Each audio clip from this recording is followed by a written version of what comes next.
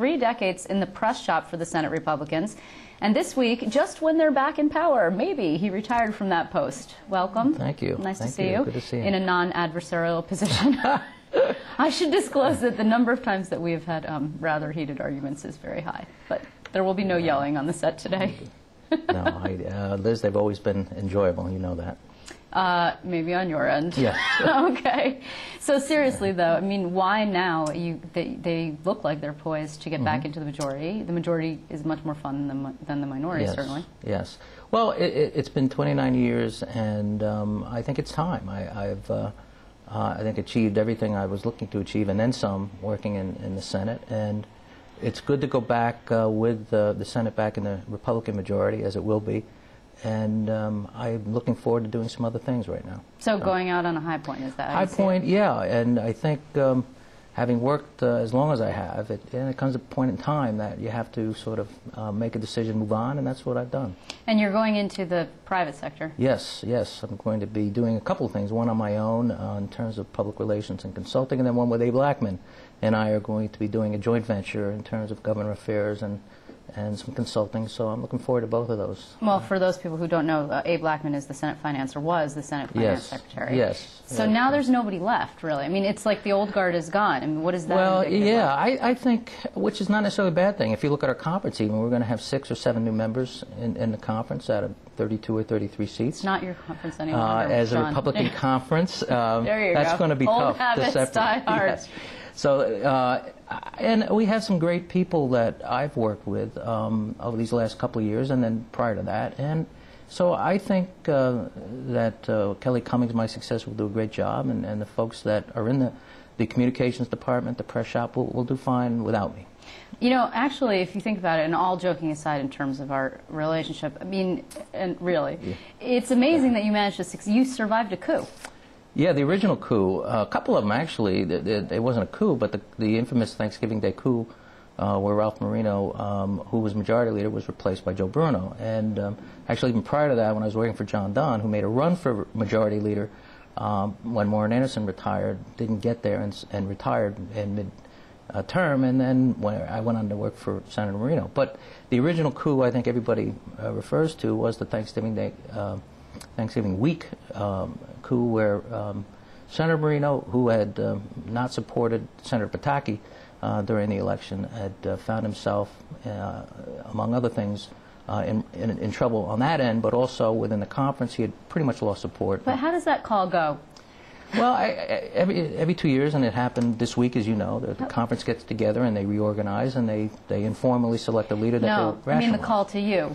Oh, the call to me. Right. Oh, hi, John. You're no longer working for Mr. Marino. Well, it was fine because I was actually on the phone with Senator Marino all week, back and forth. He was in Rochester, and the infamous story about his cell phone dying and using his mother's rotary telephone to make calls, and so it was tough. And I remember talking with Senator Bruno when it was over, and offered to be helpful in the transition because I never expected to stay on. And Senator Bruno was very good about things. When I sat down with him, he had asked me to stay on, and I did so for the 14 years he was leader. You were his attack dog, really. I mean, you were his first line of defense. Well, look, the position is difficult. I mean, enough. Dealing with reporters is tough enough. But you know, it was not only from that standpoint. I had a department I had to run in terms of a whole administrative function, but outwardly, yeah. I mean, he was a great spokesman on its own, unlike maybe Senator Marino, who had a difficult time. Mumbles Marino. Yeah, who had a difficult time, but he was a very effective spokesman on its own. But he was very. Did he drive you crazy though, Joe Bruno? He would come in and say things, and I could see you wince. Well, I think early on maybe, but I think people found it refreshing in terms of his honesty and his bluntness. And I think that served him well throughout. His honesty, you're talking about a guy who was guilty of corruption. Well, I think that's debatable in terms of guilt, because right now it appears that the Supreme Court weighed in on that front. You're never going to stop spinning, John. I will dispute that, but he had a great 14 years as leader. I think he did tremendous amounts of great things for this area. And frankly, right now it's time for the feds to move on and do something else. Troopergate? Yes. That was it an real? interesting time. Was it real? I always believed it was largely just that you outspun the living daylights out of Elliot Spitzer. Me or my boss? You writ large. I see. No, it was real. It was very real, and I think that what's come to light since then has affirmed that.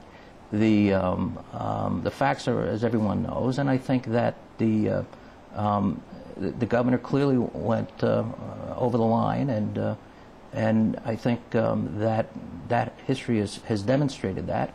And I think the fact that the governor, was no longer there after 16 months or 15 months, however long it was there, I think it was the fact that there were other problems with this governor, including the fact of what he attempted to do to Senator Bruno. But, that hopefully is behind us now, and I think the fact that, with a new governor coming in, we're well beyond Troopergate and some of the other problems that we've seen with this governor and with his predecessor. You actually lived through the Mario Cuomo years. What do Yeah. you think the Andrew Cuomo years will be like? The Mario Cuomo years actually came in Hugh Carey during the last year of Hugh Carey, and I think that was fascinating to see that end. I think what people don't recognize, maybe realize now, that he's being lionized, rightly so, for what he did for the state, is that at the end of his last year, Hugh Carey had outworn his welcome. His own lieutenant governor, Mario Cuomo, was going to primary him if he did not decide on his own to not run. And the legislature, my first year, was overriding his vetoes, his budget, and the newspapers referring to him as Jimmy Breslin in particular, as Society Carey. So there was a lot of people were tired of Hugh Carey, and that was only after 2 terms. But how will Andrew do? And the Governor Cuomo, Mario Cuomo, again, he had a great, maybe first term, second term. We had good dealings with him as a legislature. Third term was tough. And so your your advice to Andrew Cuomo is don't run for a third term. That's tough. Third terms are tough, and I think you've seen that you saw that with Governor Pataki. You see it with Bloomberg. And so there may be something. Maybe Hugh Carey was wise again to limit it to 2 terms. We all have great expectations for Governor Cuomo. I think he ran on a platform that we supported: cutting taxes, creating jobs, cutting spending, and I think Senator Skelos and our conference is looking forward to a good working relationship. Yes, John. I wonder when it's going to take you a while to stop saying our and we. Oh, well, that's going to be tough, Liz, because 30 years is a tough habit to break. Yeah, it is indeed. I want to thank you very much for coming in to reminisce with us. I'm sure we'll be in touch with you. Great. And thanks for all the fair fights over the years. Terrific. They've been fun.